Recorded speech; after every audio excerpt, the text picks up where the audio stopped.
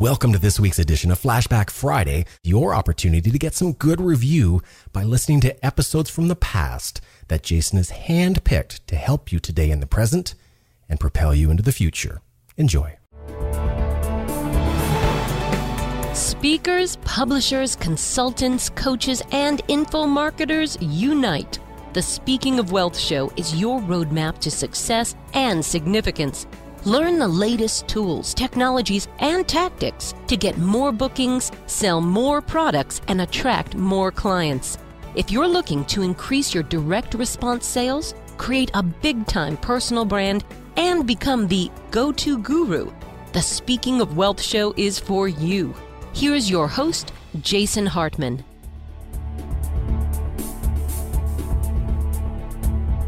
Welcome to the Speaking of Wealth show. This is your host, Jason Hartman, where we discuss profit strategies for speakers, publishers, authors, consultants, coaches, info marketers, and just go over a whole bunch of exciting things that you can use to increase your business, to make your business more successful and more passive and more automated and more scalable. So we will be back with a great interview. Be sure to visit us at speakingofwealth.com. You can take advantage of our blog, subscribe to the RSS feed, and many other resources for free at speakingofwealth.com. And we will be back with a great interview for you in less than 60 seconds. Jason provides an extremely unique service, Deal Evaluator. Are you interested in a property outside of our network? Need a second opinion? No problem. Let our experts evaluate the deal. Find out more about it at jasonhartman.com. The price is only $50. Hey, it's my pleasure to welcome Ken McArthur to the show. He is an expert on joint ventures and impact marketing and how to get your message out to millions of people rather than thousands. I'm sure we'll all be interested in hearing more about what Ken has to say today. And Ken, welcome. How are you? I'm doing fantastic. How are you doing? Good. Well, hey, Ken, tell us a little bit about impact. And I think all of our audience has a tribe, if you want to use Seth Godin's term for it, or a bunch of followers that ranges into the thousands. Probably everybody listening has that, or even into the tens of thousands. But you say that you can help people get their message out to millions of people? That's very, very exciting. That was really the focus of my book, Impact, How to Get Noticed, Motivate Millions, and Make a Difference in a Noisy World, because I'd had people coming to my live events, and I saw the impact that those live events and working together, we do events around creating massive joint ventures and synergies of ways that we can work together. And at my JV Alert live events, I saw a great number of people that were really impacted in their lives. And I wanted to see if we couldn't take the art, the science, and the technology that we know to get messages out to people and to leverage our community so that we could reach thousands and thousands of people or even millions of people. And actually, we put the principles in that book to work in a special project that we did where I gathered together about there were a total of 18 Impact Action Team members, which were people that I was helping to actually create impact, who all wanted to go out and make a difference in the world. And we picked a project, which was actually a young man by the name of Jeremiah, and he wanted to help people who are at risk for teen suicide. And we managed to, over the course of 30 days, get that message out to over 30 million people. And we utilized all kinds of different ways to do that. We utilized the power of the internet. We utilized social media. We utilized authoring. We utilized speaking in live events. We utilized radio and television. And there's so many ways that we know right now that if you have something important to say or you have a solution for a real problem, you want to get it out there to millions of people, because we all touch thousands of people in our day-to-day lives. But if we proactively get out there, use all the tools at our disposal, we can reach millions almost in an instant. Ken, I just want to make a comment on that subject matter for a moment. Teen suicide or any suicide is obviously very, very sad. And, I did a show on I have 15 different shows that I host, but one of them is entitled The Holistic Survival Show, Protecting the People, Places, and Profits You Care About in Uncertain Times. And I did a show with a retired psychiatrist who really is on the path to try and get the message out about the dangers of these prescription drugs, the antidepressant drugs, the Adderall, the Xanax, all this type of stuff. And I tell you, folks, I think that's a big part of this problem. I'm no expert in this area, but from what I have read and the experts I've interviewed about it, I think you really got to watch this stuff. The other thing that is really disconcerting is the whole issue of bullying, whether it be cyberbullying or physical bullying on the playground or around town and in schools. It's just really something sad. But did the person you were helping have any particular focus or angle on that?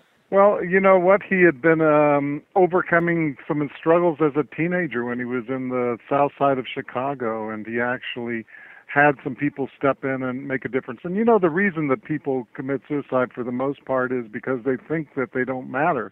They think that nobody will notice if they take their own life or if they don't have any impact in the world. And the truth is that we all have an impact whether we want to or not.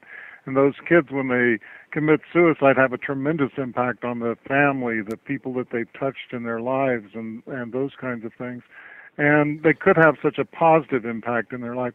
So he was in the south side of Chicago working with at-risk kids in the inner city of Chicago and helping them out. And we wanted to help get that message out to millions of people. Yeah, good message, good message. One question for you, though, and that is a great thing, no question about it.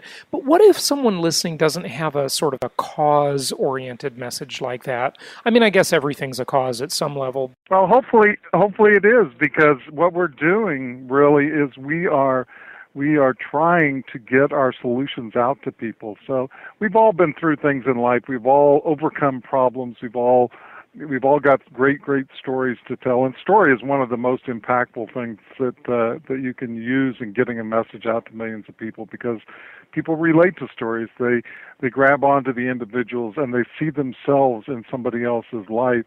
And when you do that with your ideas, your products, your services, whether or not it's something, to help somebody fix a plumbing problem, or it's something that's around changing the world, we can all relate to having problems, overcoming those problems, and providing real solutions for those problems. So that's what you need to do.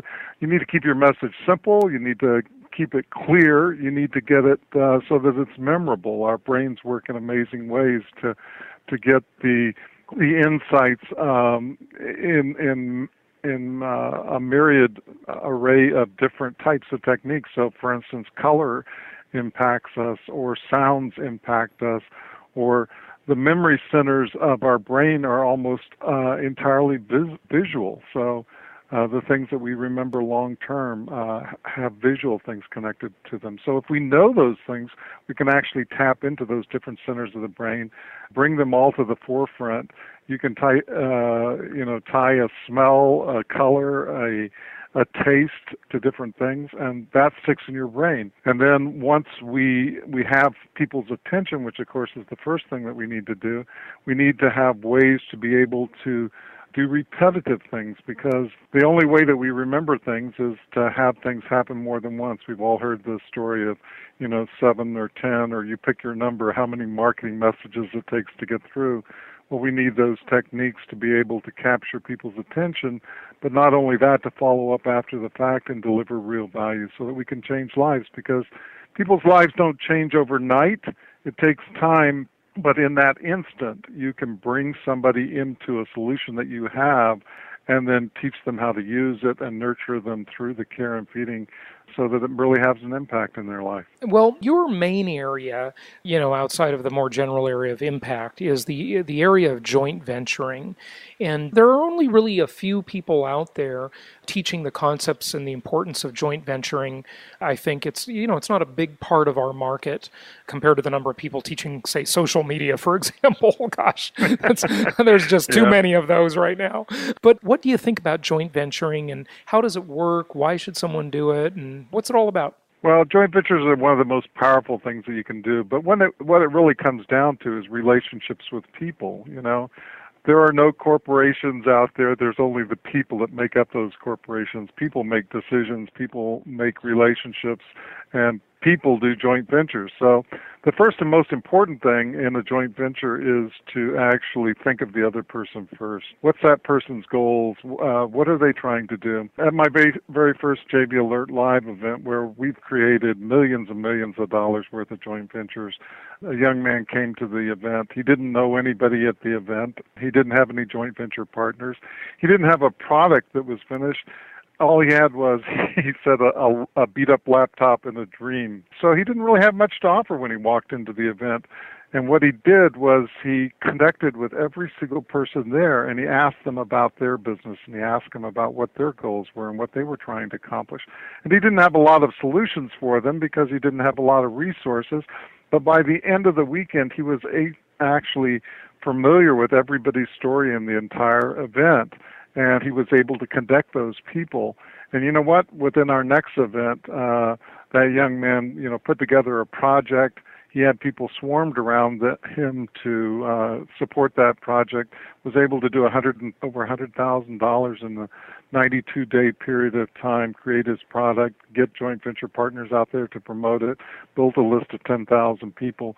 And those kind of things happen when you're thinking about other people first. Mm-hmm. And just out of curiosity, what was his product? He created an information product that was based on how to do joint ventures. So he took kind of the Napoleon Hill kind of a model. He didn't really know that much about creating joint ventures, so he went to some of the top marketers in the country and asked them how they use joint ventures to forward their business, and then he distilled that content down in a way that made it easy for somebody else to put into practice. So I guess the first part of it is figuring out what the deal's going to be, and then making the approach to identifying joint venture partners, and then probably making the approach and getting them involved, right?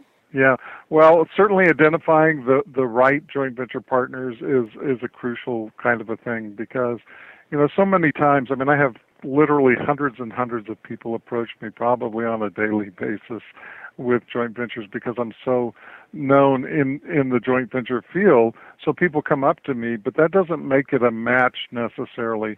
We need to look at, where are the people right now that I would like to reach as potential customers, and who are they flocking around and who are they listening to? So we as people tend to group into groups, and we tend to listen to leaders within those groups. So if we can identify those key influencers within the groups, and we can get them to become advocates of our products and services, then we can massively influence a large group of people in a very effective, exponential kind of a way. And the way that you do that is create those real joint venture relationships first. So relationship first. Think about what you can do for the other person, not what they can do for you. And then built on the basis of real human connection, then you need to do a couple of things. Joint venture partners are looking to protect their customer database, and that's something that we don't often think of. They don't want to bring products that are worthless to their customers because that will just drive them away from their list, or they don't want to do things that are not relevant to the people that they have as an audience and the problems that they have to solve. So being relevant is really, really important. I always think that, sales are really not a problem. All you really need to do is create huge value. If all day long you gave me $1 bill and then I gave you back $2, and then we did that over and over and over again, I wouldn't have any problem on selling you on the idea of giving me a dollar bill. And that actually holds very, very well for the products that we create and the joint venture relationships that we create. The other thing is, don't think small. Don't think that you have to do things alone. My very first info project was created with over 80 experts, and I had all kinds of people that were working on that project. And so a lot of people think that their first information product has to be an ebook or something simple like that. If you have the power of other people and you enlist and work with other people, you can take the scope of what you're doing, to higher and higher levels all the time. Very good point. With that first info product, I think you said you had 80 people involved in it. What kind of product was that? Like a book with everybody writing a different chapter type of thing? Well, not exactly. It was actually. I know those are common. That's why I pinpointed that one. It was a pretty comprehensive product, and it was on creating information products, which I'd actually never done before, which is kind of interesting. The first thing I did was, I think that if you're going to teach people about something, you ought to prove that you know something about it. So I actually took the case of Sterling Valentine, helped him through the process of creating an information product, documented that in almost a movie kind of a format. You know how you see the success stories after the fact? Well, we started before the fact and said, here's a person that doesn't have a product. How can we make this successful? We documented it all along the way. So there was a 6 DVD set just of the documentation of how we created a product for Sterling Valentine and how we launched that and made $100,000 on that product in 90 days. And then within that, we got top-level experts that did videos and CDs. We also did the largest research project that was ever done on information products, over 200,000 people that filled out what kind of information products were they looking for, what kind of price points did they want, what formats did they want it in, how did they want to receive it, all kinds of different questions like that. And we gave, as part of the package, that whole research component to it.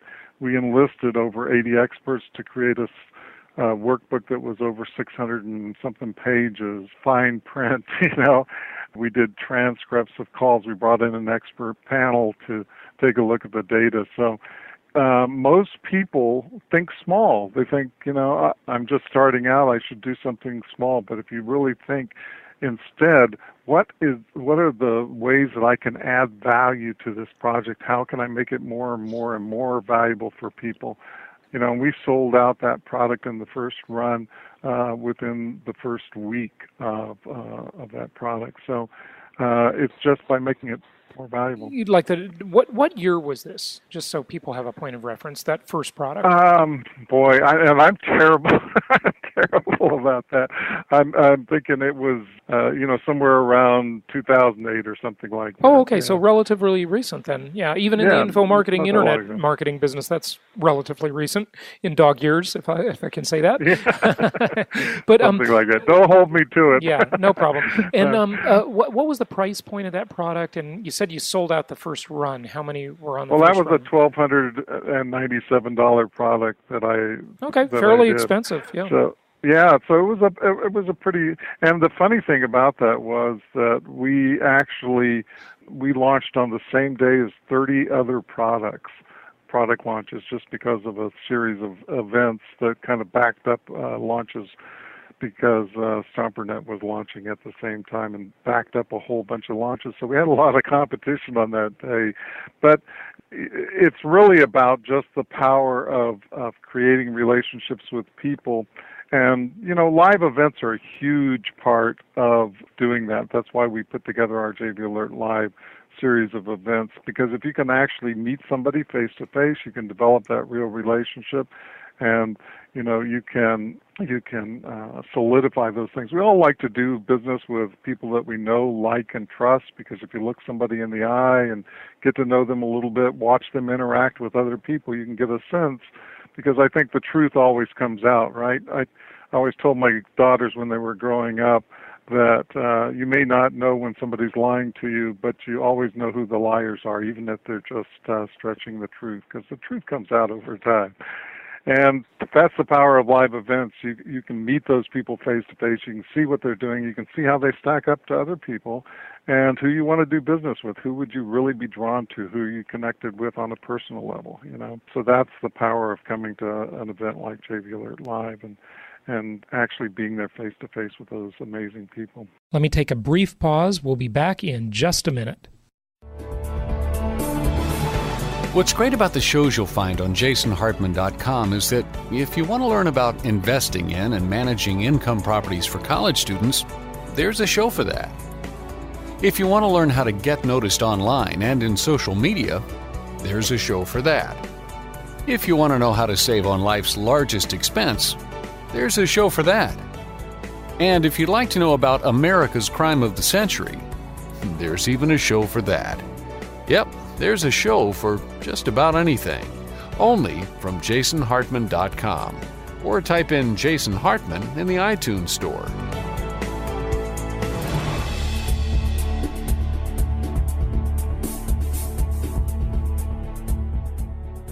In terms of the approach, I mean, if you don't meet them, say, live at an event, I mean, if you don't have that opportunity, or at least it's not lining up with the timing, of your interest in getting a product launched, for example, what do you do? How do you approach them? You've identified the leaders. You're not meeting them, at a break at an event, at a seminar.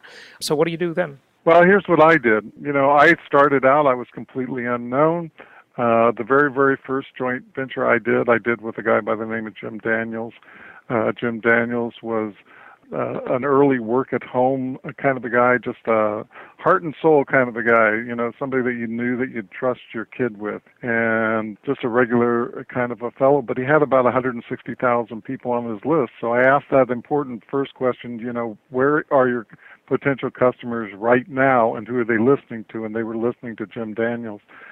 I developed a relationship just by going and commenting and making comments back and forth about his blog posts and his email newsletter and things that he was doing. I brought the resources that I had, and I picked his brain. I said, I've got this software platform that I've developed. How could this be of value to the people that are on your list? We put together a plan over a period of time. And I have to say, I've never talked to Jim Daniels on the phone ever in my entire life. And at this point, I won't do it because it'd ruin the story. But basically, we put together an affiliate program search engine and directory together. It was called Affiliate Showcase. And we launched that to his list. And we did over $250,000 worth of recurring revenue in the first 6 months. That was all done via email. No face-to-face, no talking on the phone even. So those kind of things can be put together, and you can have amazing results in fairly short periods of time frames. You just have to pick the right people, and you got to come up with the real solutions.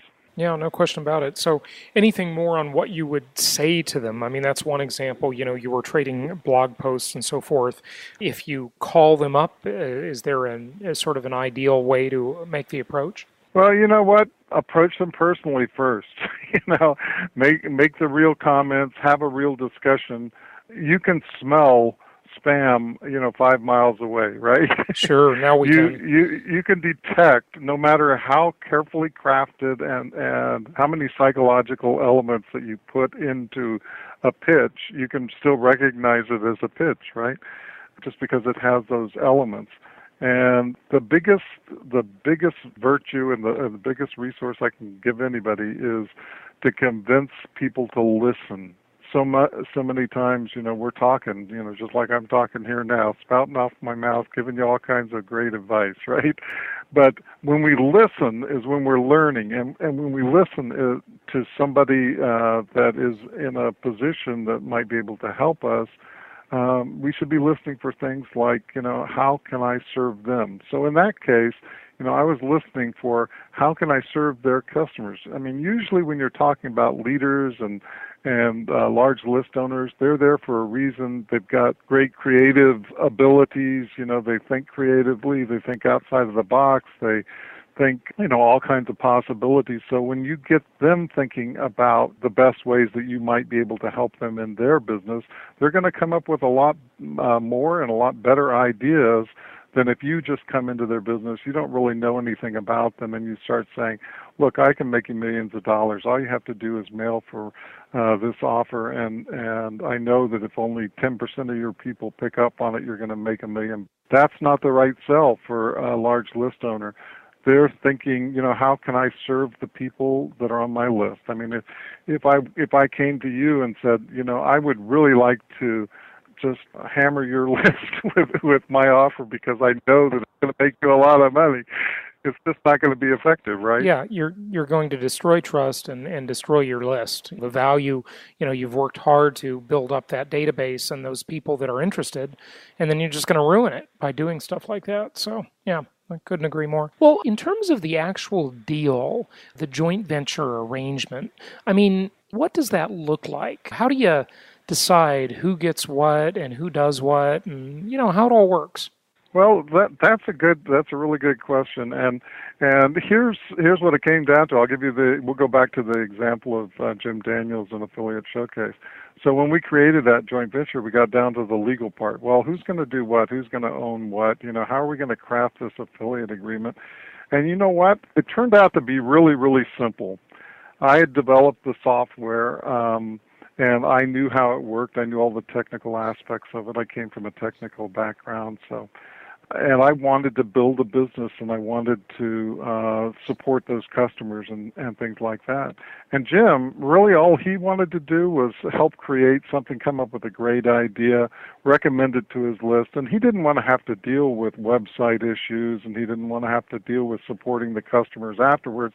He just assumed it was nice and simple. So what we did was we ended up actually setting up just a simple affiliate relationship. So he was an affiliate just like any other person. I actually owned the entire website, and that was great for him and that situation because of the fact that he was getting exactly what he wanted and I was getting exactly what I wanted. And so the first thing to do is to establish, what do we really want to do? Who has the responsibilities? Who has the ownership factor in this? Because, ownership is not always a great thing. Sometimes it's better just to get in and get out, not have the responsibility, and be able to focus on the core things that you're working on. Something may be really additive to what you're doing, provide real value, but you don't want to have that support. Obviously, in legal kinds of situations, the more in-depth you make it, the more complicated that you make it, the more you need an attorney to, help you out with those kinds of things and to make sure that your bases are covered. But I'd say at the bare minimum, you have to know exactly where the responsibilities are, who's going to do what, and where the ownership lies. And when you get those things down, you need to make sure that they're in writing so that at least, even if it's just a informal handshake agreement, that at least you remember, because all of us, I'm getting older all the time, but, so my memory is not as good, but so often we say things and agree to things, and one person hears one thing and one person hears another, or thinks they're saying another. And so when we do these things, we need to be as clear and simple as we can. So I really would emphasize the idea of keeping it as simple as possible. Why form an entirely new company to do a project when you don't even know it's going to work if that's not necessary? In some cases it is necessary. You have to raise funds. You have to, support ongoing expenses and stuff like that. But in other cases, it may just be as simple as a simple handshake agreement. Let me try this, and we'll see how it goes. At its core, agreements are only as good as the people behind them. I firmly believe that. You can get in or out of all kinds of trouble on a legal basis, but agreements are really as good as the people. So then again, it goes back to that relationship. Is it going to be long-term? Is it going to be helpful to both people? Because if it isn't win-win-win, and if it's not doing things that are good for the long-term, building that long-term relationship, that's so much more valuable than a single one-hit deal. If you can have serious product integration, if you can combine the resources of multiple businesses and work together to create a real synergy that lasts over the long term, you're going to have a much, much bigger payoff than if you just go for that fast, make a buck, and get out kind of. No question about it. I'd say that that's one of the big problems with our industry, I hate to say it, is that fast buck mentality. I think that's a big problem with society in general. So it's refreshing to hear that. So there you go. Good. Well, hey, give out your website and tell people where they can learn more. You can learn more about me at kenmcarthur.com. That's KenMcArthur. You can just do a quick search on Ken McArthur on Google, and you can find more information you ever wanted to know about me. If you're interested in the live events, definitely take a look on that page. There's a whole events section. We do one-day intensive events in the JV Alert Live events. And get involved with other people, because people can bring so much more. We can do so much more working together than we ever could alone if we just think about the other person first, and we plan for the long term and bringing real value to any relationship that we have. Very good advice. One last question for you, Ken.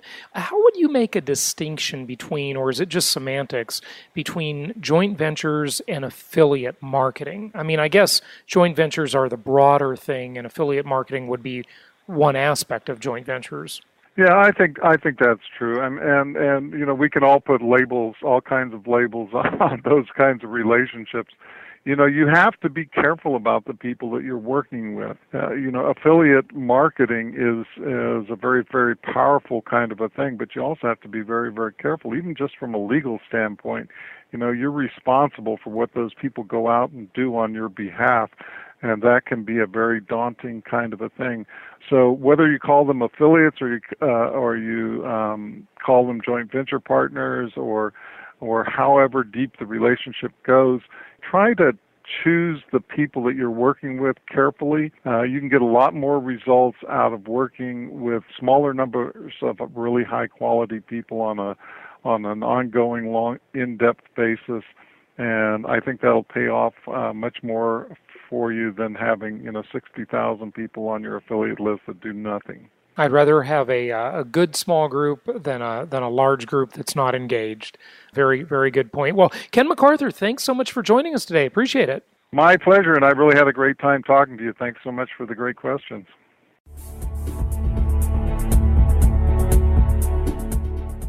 This show is produced by the Hartman Media Company, all rights reserved. For distribution or publication rights and media interviews, please visit www.hartmanmedia.com or email media@hartmanmedia.com. Nothing on this show should be considered specific personal or professional advice. Please consult an appropriate tax, legal, real estate, or business professional for individualized advice. Opinions of guests are their own, and the host is acting on behalf of Platinum Properties Investor Network, Inc. exclusively.